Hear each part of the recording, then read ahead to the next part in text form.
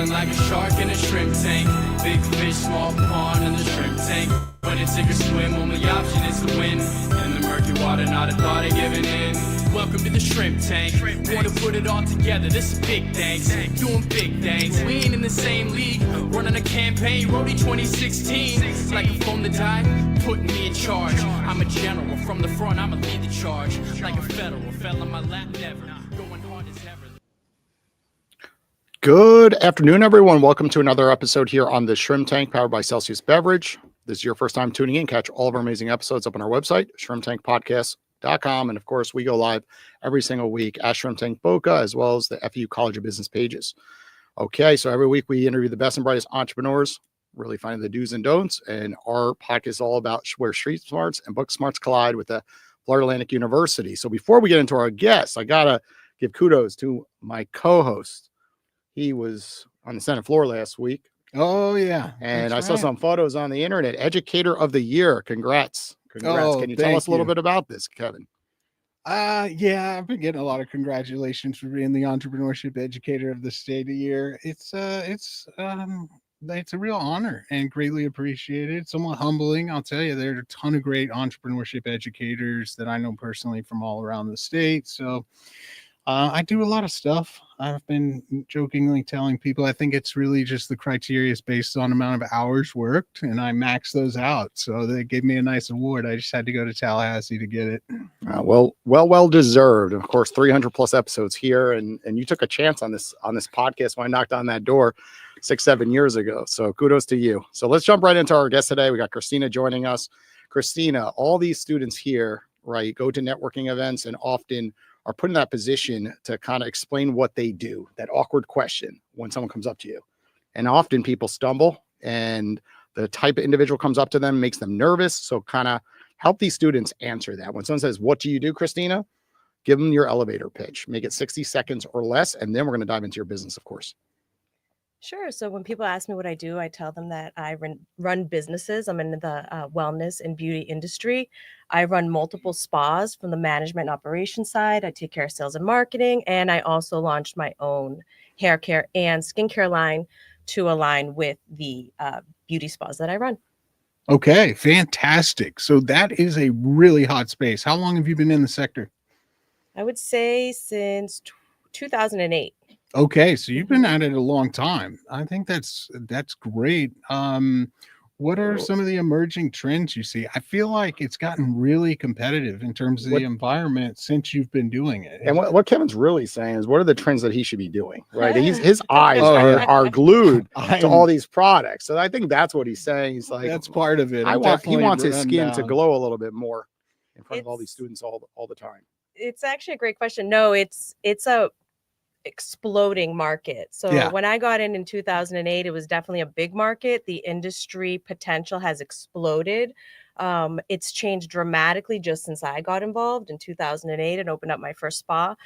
If you like excitement, if you like change, if you like challenges, if you like staying on top of the latest and greatest, it's definitely an industry you want to get into because it doesn't stop. It's basically beauty and wellness is always kind of bringing in ancient remedies with all of the herbs and natural products, but technology comes quick and fast and furious, and the technology market is always evolving, and they know that beauty is a huge industry. So then you have all these tech companies that are adding to the industry. So you have all these lasers and hydrofacial machines and all sorts of other things that are coming in, red light machines, and then vibrational machines and frequency machines, and it goes on, PRP and so forth. So while you can always find health and beauty treatments just by going old school, the market is exploding because of the tech that's coming into it. So that's exactly what I was going to ask you about. Are you purely into beauty and cosmetics, or have you also integrated some of these?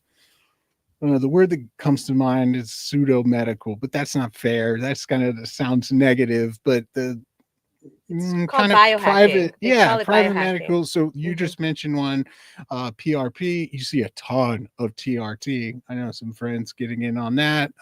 You're doing those kind of things on the medical side as well, or strictly cosmetics and beauty? He does have a lot of knowledge on this. I wasn't kidding. So I research all of it. I love to research. Okay. personally, I will try things on the biohacking side that I don't necessarily bring to market to my consumers. Interesting.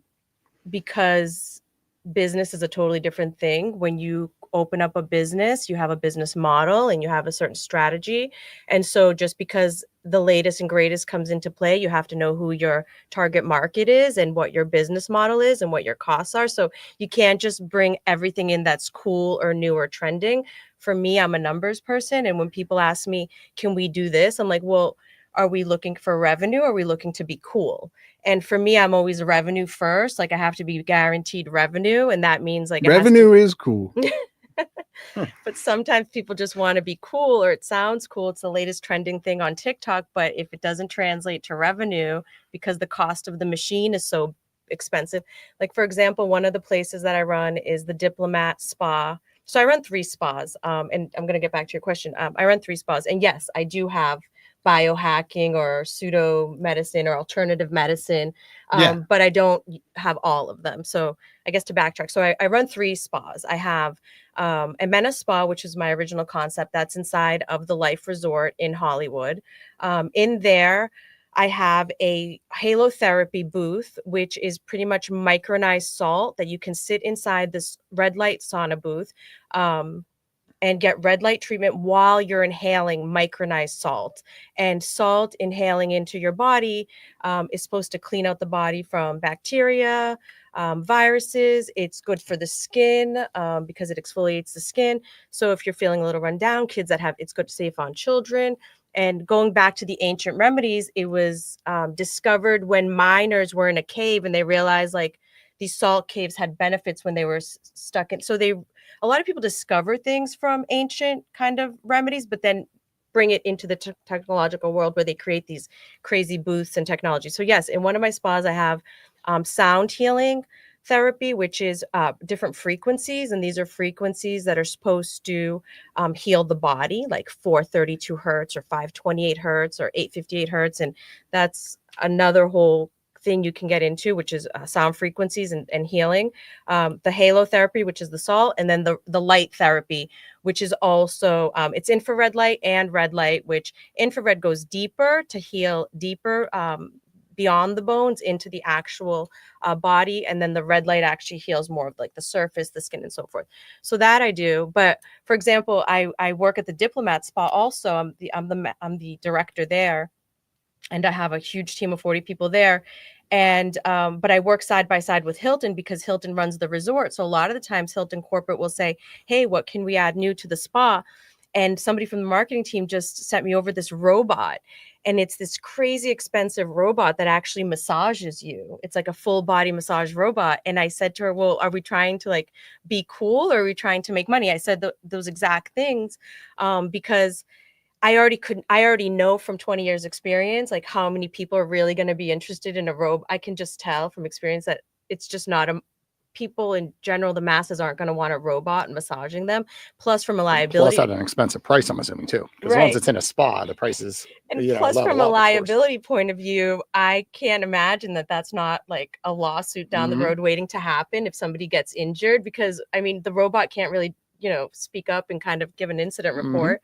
So I instantly said, I personally am not interested, but we can explore it further. And then when I saw the cost of this robot, I said, no, they said right away, no way. I think it was like, they don't even sell it to you. You have to pay some obnoxious rental fee every single month. And that's what I mean by the difference between cool and is it going to bring revenue? So, I worked with a couple robotics companies. That stuff's a little bit further away. I know some physical therapy robots. I know some, but the costs are still just.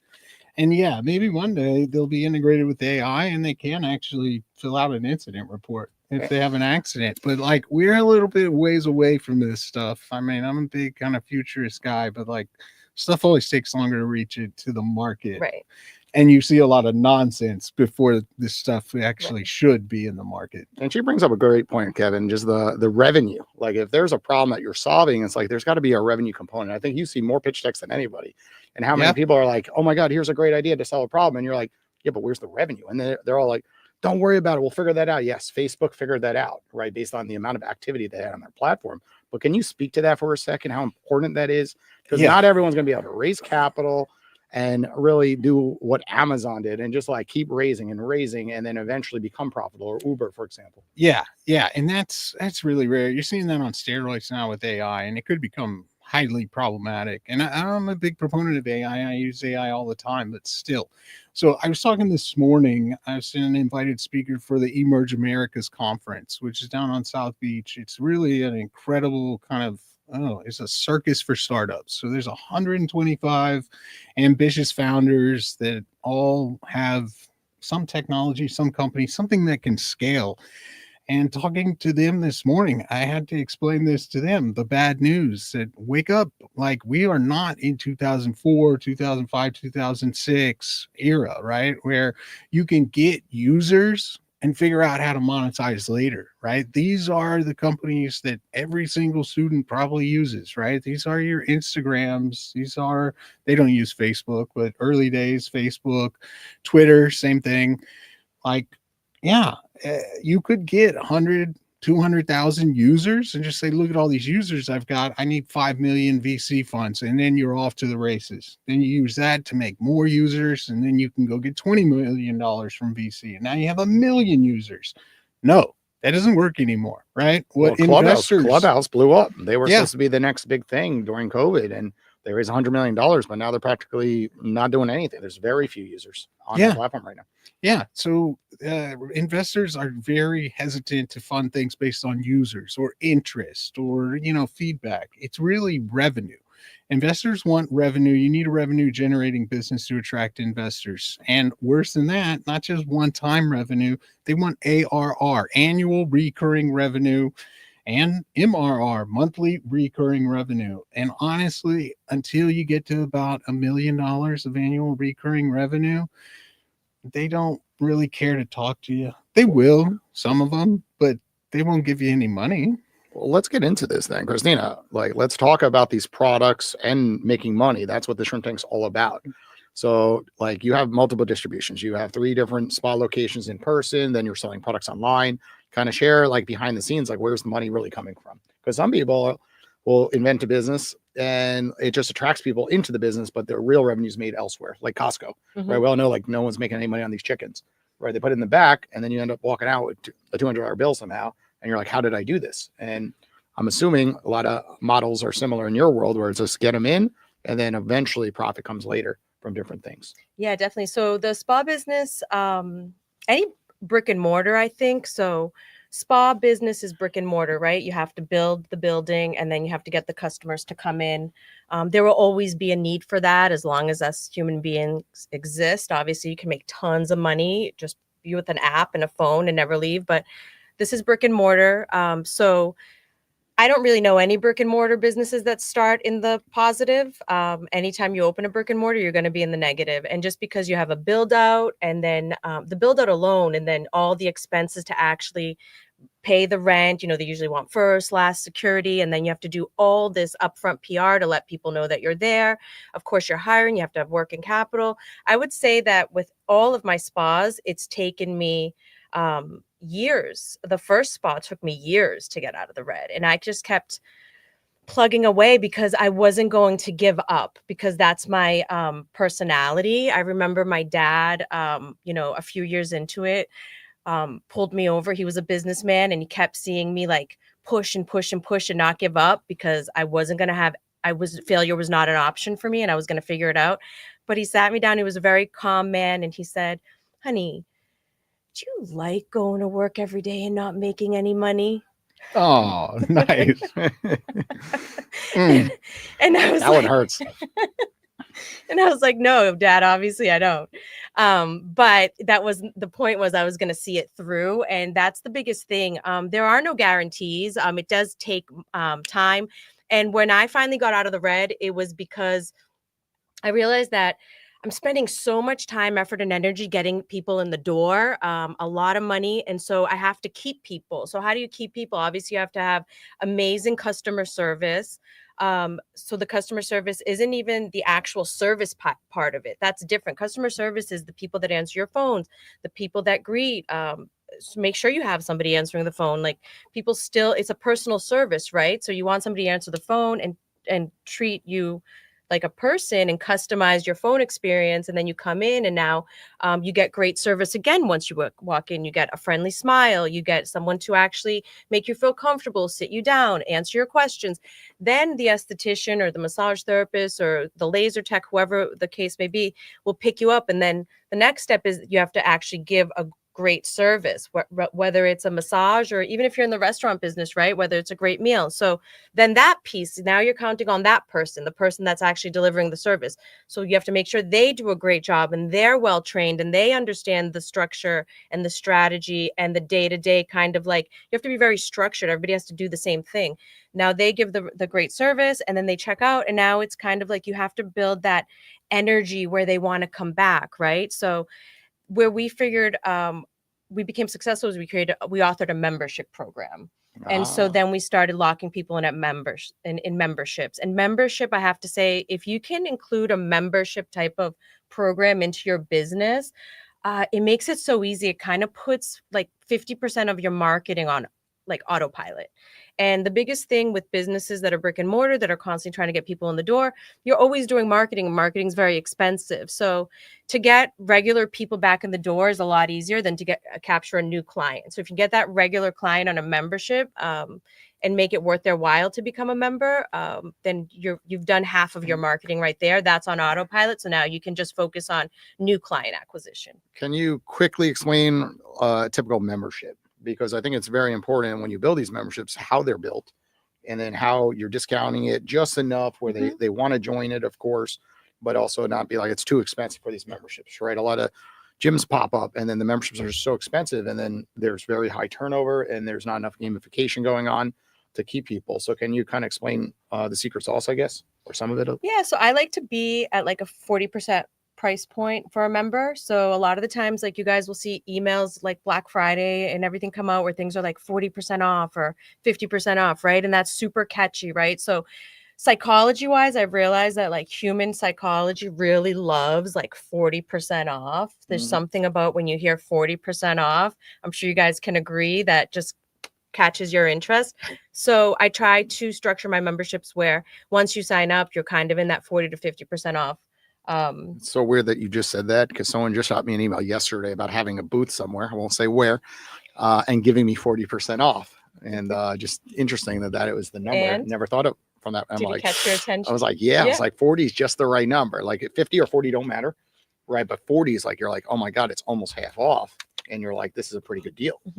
Right. So it does work. It does work. And then you just don't have to waste that extra 10%. And if you go down to 30, it's like 30. At that point, you're like, I don't know. It's not that big of enough discount to do it. Maybe. You're totally right. I've test marketed it. So I've done, when I had my first spa in the Miami Design District, I sold that one. So while I still have 3 and the skincare line now, my original one, the one that I told you was the hardest one to pay to get out of the red, that was in the up and coming Miami Design District. I was one of the first ones there before any of the big luxury brands came in. The rents were out of control. The build out was out of control. And that's why, but I eventually built like a huge client base there. Amazing clients, like the best clients. Most of my clients were like female attorneys from Brickell. For some reason, I captured all the attorneys, but I think it's like you attract who you are. So we were like very down to earth vibes, but like, so we attracted powerful women, but they weren't that kind of woman that was like, trying to show off or they have money and they're stressed. Yeah, exactly. Right? And not they were the best. Afford everything. Like, well, I want to go spa every single week. Yeah, but they loved a good discount too. And when I had like a 15,000 person email list and I would send out a 30% off and some people would buy. But the minute I upped it to a 40% off, it was a game changer.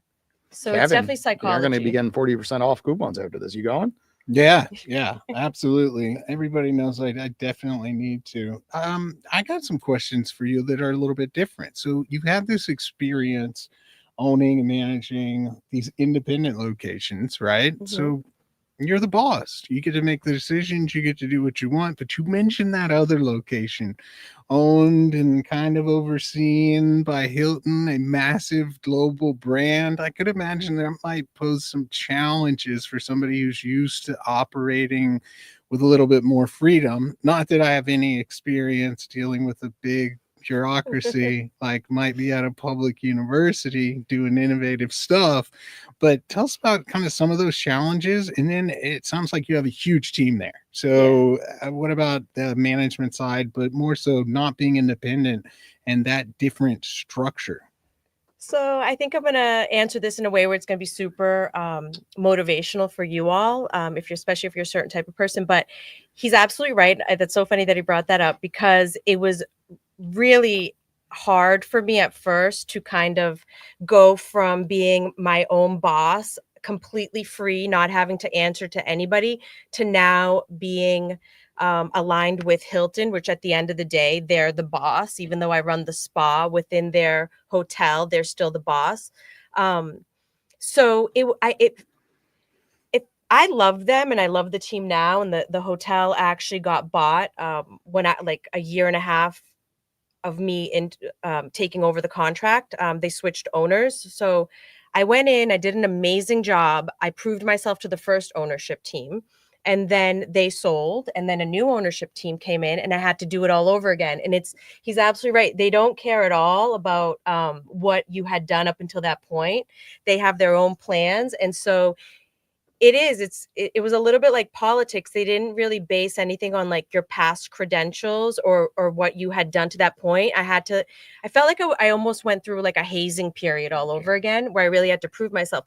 But once again, I was like, I'm not going to fail. I am going to show these people that even though they might want to have Hilton take over, maybe it fits their kind of model better, I'm going to show them why I bring more value to this hotel and why it's going to, in the long run, be in their better interest for me, with my experience, to run this hotel for them, and how I will make them more money. So I went back to the drawing board and actually did what I was trained to do in business school, which is what you guys are being trained to do right now, which is run the numbers and show the numbers. I was prepared with my reports. And a lot of people say, oh, like, you don't, like, what does business school really teach you? You don't really need to go to business school. You learn everything in the real world. And the truth is, I did learn a lot of things in the real world after business school, but there's certain skills that you will learn here that will come in handy in situations like this, when you have to present yourself to big corporate at a big round table.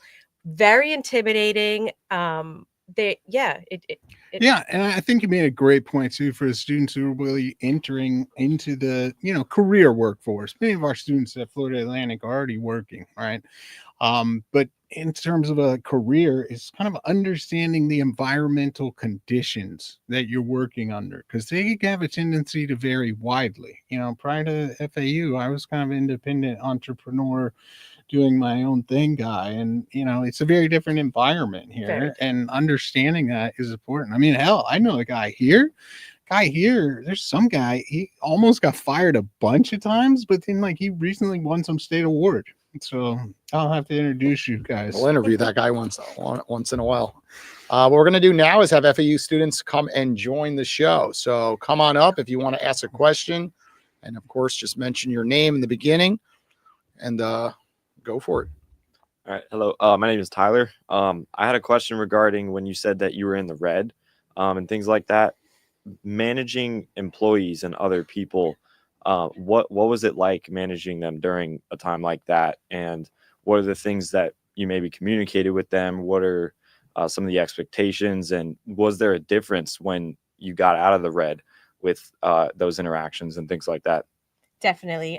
It was a lot harder when I was in the red. So you would try to, one of the things is like always be composed. Even if as a leader, you have to always show composure, and that you have everything under control. Even if everything's falling apart, even if you have no money and you're about to go bankrupt, which was my situation. But they never knew that.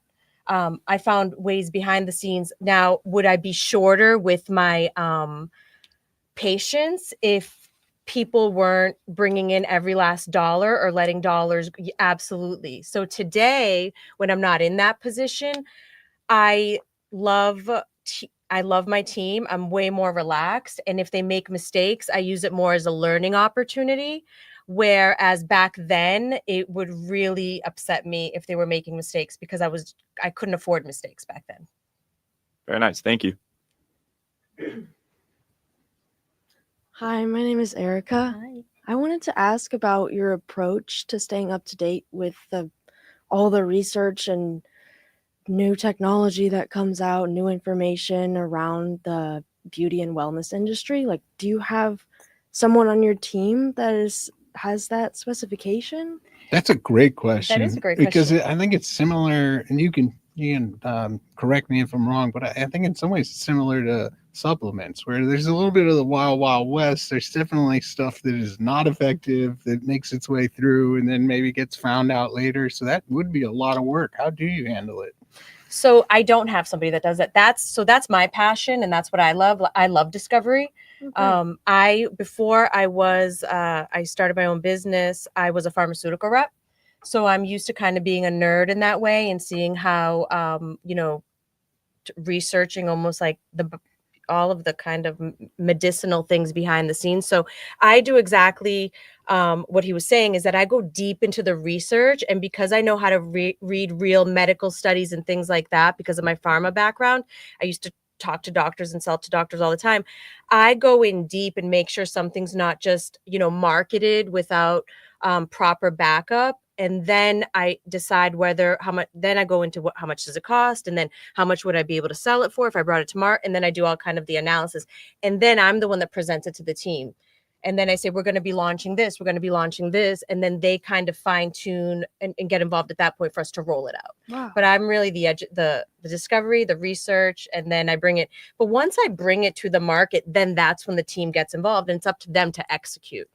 Okay. On the day-to-day, because I'm not there booking the clients or doing any of that. Once it comes to market, it's all that they take it from there. They do all the service and the customer service. Very Yes. cool. Yes. That sounds like a really great competitive advantage that you guys have. Thank you. Yeah, that's super interesting and just makes the most sense ever. Like, there are not that many different backgrounds that would be well positioned to read and understand medical research and know where to look and how to cut through the graphs and the tables and the sample size versus the effect size. The real nerdy stuff that I know on the professor side, I never talk to the students about because it's real boring, but really interesting. Yeah, I'm definitely curious. Well, I have a question. Like, how did you end up picking your brick and mortar location, and how does that kind of factor into your business? Oh, that's such a good question. It's a good story. So, like I just mentioned, I was a pharmaceutical rep. I had got relocated down here.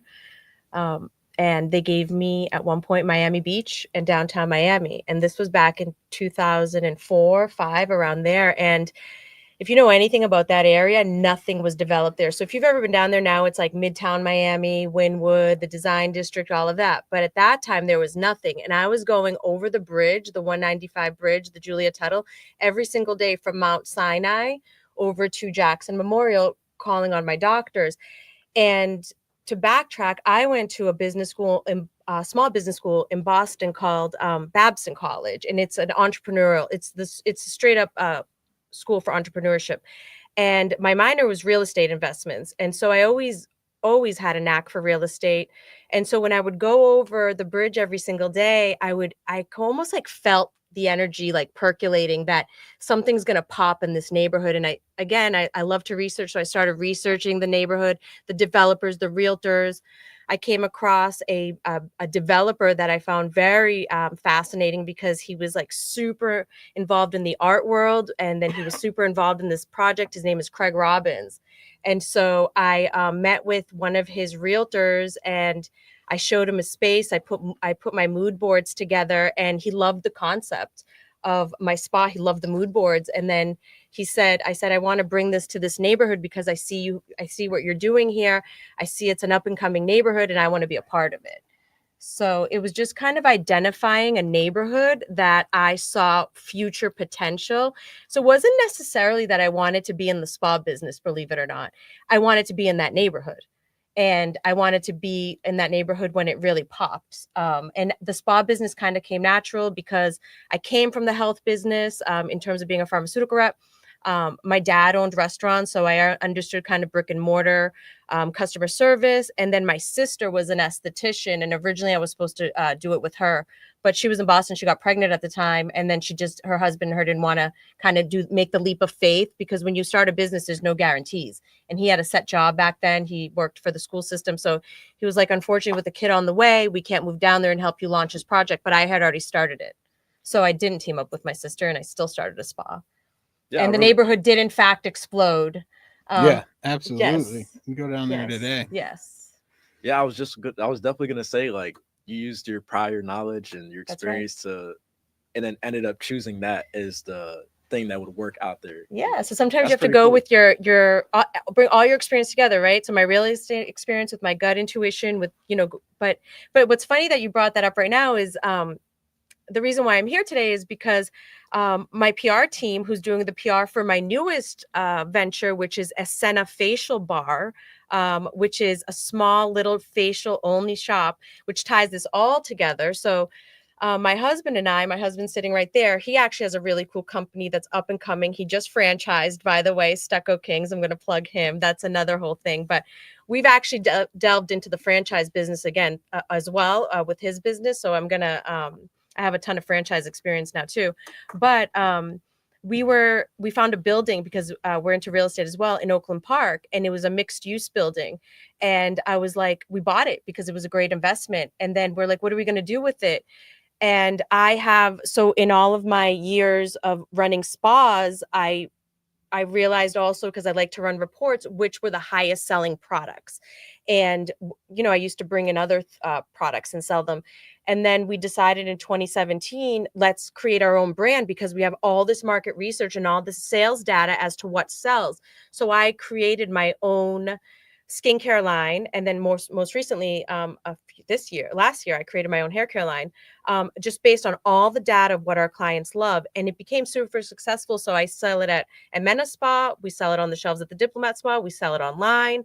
And now we sell it at this new facial bar. But when we bought this little building, we were like, oh, what are we going to do with it? Oh, we'll sit on it for a few years and then we'll develop it because the city is doing a big redevelopment in Oakland Park, which kind of made me feel like maybe it won't be as a big scale as a design district, but I definitely feel something percolating there right now. I definitely feel Oakland Park's up and coming. So we bought the building.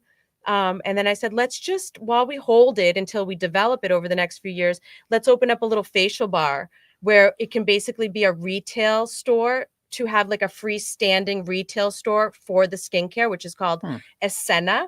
And I'm Greek. I'm 100% Greek. So eséna means you in Greek. So it's a skincare and hair care line made with you in mind.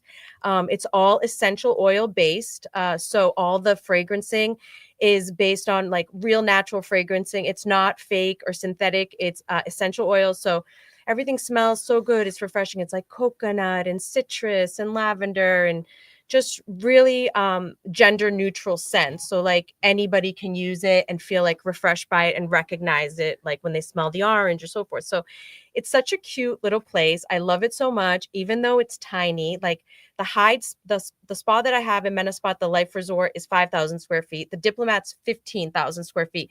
And this little place is like 1,000 square feet. But when people walk in it, they're like, oh my God, I love this place. My staff, because I move my staff around sometimes to work at different places, they're like, I want to work here. And I'm like, that's so funny. You have these like huge luxurious spas, but there's something like really nice and about the energy there. So I think it'd be a lot more profitable too. Like only 1,000 square feet and you're selling products plus you're doing the facials, exactly. right? Yeah. And it will get profitable, but all of these brick and mortar take time to build. Like you're never going to just, in order to, in my opinion, like unless you're like in the ground level of some like major like foot traffic location, to kind of just get traffic when you're not in that situation, when you're on the third floor or like not on a main street, it takes a lot of marketing. And that's that's another thing that like I've kind of figured out the marketing behind. And it's not one set thing with marketing. There's literally like, you've got to have like 15 marketing initiatives going at the same time. And then little by little you watch it grow,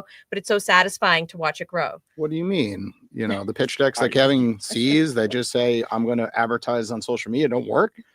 I thought that was the key to success. Just raise capital and deploy money on ads. Yeah. And software is the same way. I know a whole bunch of entrepreneurs who are overnight success stories. It just takes 7 to 10 years. I thought you were going to say that you got your first property because they gave you 40% off. That's what I was waiting for. And it's always stuck with you. All right. You want to do this last segment? Let's do it, Kevin. All right. I'm going to rapid fire some health and beauty, biohacking treatments or trends or things you can do. You tell us if they're legit or not. Okay. So, stem cell exosomes. I personally don't have experience with them, but I see people that I respect in the industry promoting them. So I would say go for it. Okay. This one, I don't know if you'll be familiar. It's super new. Molecular iodine. I am familiar with iodine, but not molecular iodine. So iodine, like in terms of the only new thing I know with iodine is there's like this new it's promoting is like this new nasal spray, which you actually spray into your nose if you feel like you're getting sick. And that's kind of the new way people are using iodine for holistic purposes, but I don't know what molecular It's iodine. the next gen of that. I'll send you some stuff Yeah. on it. Okay. Yeah, I love that. Infrared heat combined with training. Just seems like a great way to lose a lot of weight. I'm in. I don't know what it is, but I'm in. I do it myself. So at home I have a power plate and I have a red light machine. And I don't know if you know what power plate is, but it's a vibrational fitness machine. It was invented by NASA for when astronauts went into space, because you can't, everything floats in space, and the only way to build muscles through mass, lifting weights, but vibration actually allows you to build muscle without lifting weights. So I was a big into that machine. I actually had it at one of my studios, and then when I do that at home, She has a crazy house like me. Yeah. I have this Halo at home. I have I have everything at home. But yes, I totally red light with working out. Yes, definitely. And the other thing, the reason why I paused is because this morning I saw a doctor saying that you should actually, methylene blue is like the new like kind of tincture people talking about. I heard some doctor saying, oh, do methylene blue while you're doing red light because it activates the mitochondria. So that's where I was going to pause. And I thought that's what you're going to ask me because I keep hearing about it. Okay. Cold plunge. Yes, totally. All right. You're going to have about 4 hours left in your day by the time you're done doing all these things. Totally. You got to do them fast. Kevin has a 6-hour routine in the morning. I believe more in, you don't even have to take it to that level. In my opinion, I think it goes from hot to cold is really the best way to kind of shock the immune system. So even when I'm in the shower, I did it today. I did the sauna today, and I came out super hot, and then I got in the shower. It was hot water. And then I went right at the end, I just turn it all the way to cold. And you go from your body from being super hot to super cold. And you can kind of get the same effects of shocking your immune system like that into going into overdrive. All right. One last question, and that's it. What is your best, most effective, or just most popular, whichever one, product? Ooh. Well, I believe it or not, every single day I combine 2 products. I combine my hyaluronic acid serum with an all natural healing oil. And that's what I lather. Sometimes when I'm in a rush, I lather those 2 things on together because it hydrates my skin. It gives me that glow. But yeah, hyaluronic acid serum I think is great. But there's so many. I mean, I have a huge product line because I can't pick 1 or 2 products. Fair enough. Great. You don't really need them when you're younger. I think when you're younger, you just need to hydrate. As you get older, you start experimenting with more products, and you definitely need them unless you want to go invasive. But I love using products because I'm trying to prevent going under the knife sooner and getting a facelift. Hopefully it'll take me 20 more years to get to that point.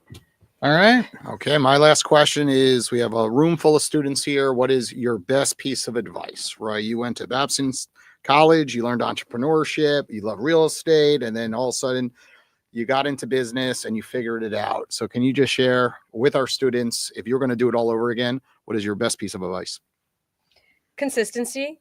Don't give up. You have to be consistent. A lot of people don't realize you have to consistently exhibit healthy, productive behavior every single day. And a lot of people give up because I always used to, when I used to mentor my staff and try to bring them up, I used to say, every day you make a millimeter of progress, right? And it doesn't feel like anything, but literally if you take that little inch or millimeter every day and you mark it and you mark it, when you look back after a month, it's you've added those up and now you've come this far, and it's visible progress, right?